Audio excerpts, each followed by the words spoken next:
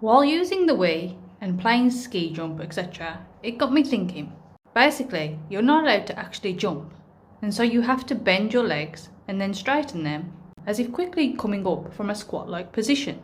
It got me thinking, what happens then to the weight it is experiencing? So cue the scales for a better idea of what's going on. As you go down, the weight decreases. When you push up, the weight increases. Makes sense, as you are pushing more off of the scales to stand up straight. Then at some point, even though you are always in contact with the scales, the weight decreases. So if it was a physical movement upwards of the ground and the scales, then why did my weight decrease, even though I never stopped contact with the scales? What rate exactly does it need to be going up to give me, let's say for lack of a better term, my static weight? And at what rate will I need to be going up extra to the upwards vector to decrease my weight by a set amount? Now I'm sure there are tests that can be done to show exactly what rate would be needed for a certain weight. If it was a physical downward acceleration, then as I go up, I am going against the vector of down, and therefore making myself lighter, as momentarily not as much of me is pushing down. Now as we can see, as I squat, which is essentially letting my upper body free fall, the weight decreases. As I then start going up, and I push myself up, the weight briefly increases, until it starts decreasing again, when I am almost pretty much at the top.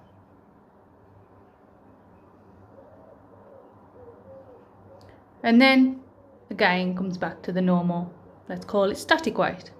So if there is a vector down, then as I am letting my top of my body free fall as my legs bend, the weight decreases, as technically the top of my body is in what is known as free fall. As I push off the scales, it is then putting more weight on the scales because I'm pushing off it, which is then increasing the weight. And then as the top of my body stops going up, the weight then decreases momentarily until all of my weight, or all of my mass, is then pushing on the scales again. Now if the vector was up, and it was actually a physical acceleration up, or a physical movement up, shall we say, because some people like to claim it's a constant speed up. So if it was a physical movement up, whether that be constant speed or acceleration, if it was a physical movement up, as I let my body come down into a squat almost, then why should my weight change? As all of my body is in contact with the scale, and the ground is pushing up, the scales are pushing up on me, at whatever speed that may be, or whatever acceleration that may be. Some people think it's just speed, no acceleration. At whatever rate that may be,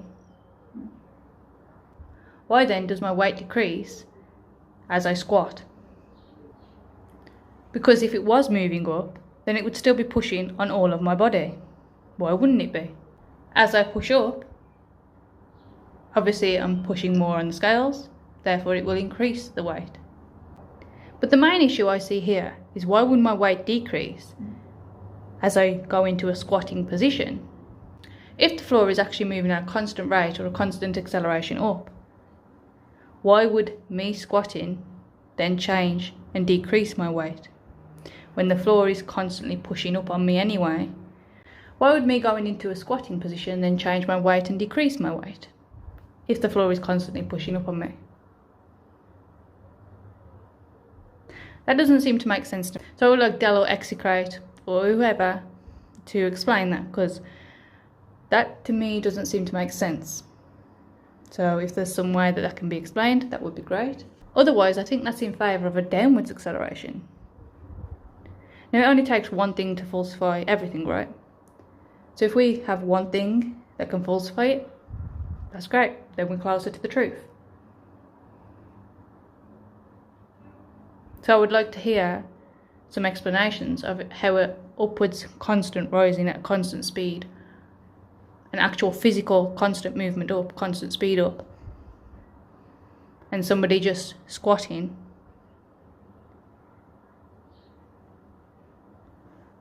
could make that weight decrease, and at what rate you would need to be moving up at constant speed to get the weight that you get when you're static anyway. I mean, I'm sure there's tests that can be done to show this, and I'm pretty sure they would all rule out constant speed up. Pretty sure it would have to be acceleration up. So we should focus on things like that too, on showing that a constant speed can actually give the weight provided. Now, whether this would need to be done on a vomit comet or some other kind of way, I'm not sure. Probably would need to be done in like a free fall kind of scenario where something else is involved, which, you know, provides a force to something. But I mean, most of us know force causes acceleration, but some of us, you know, think that it's a constant speed up. So to me, it would have to be an acceleration up. F equals ma, you know, 9.8 meters per second squared is an acceleration. If F equals ma and W equals mg, weight equals mass times gravity, weight equals mass times 9.8 meters per second squared, and 9.8 meters per second squared is an acceleration, then obviously it has to be an acceleration. Weight would have to be an acceleration. Deceleration is acceleration in the opposite direction. However, if you're then in contact with the ground with a constant speed up, the deceleration is stopped and you just go and get a constant speed with the ground. Therefore, you won't get the weight according to W equals mg. Weight equals mass times 9.8 meters per second squared. So again, we need to show through tests that a constant speed can give weight, and that a constant speed can give weight that is implied, the weight that we see, and at what constant speed that would have to be in order to determine what constant speed the Earth is apparently moving up at.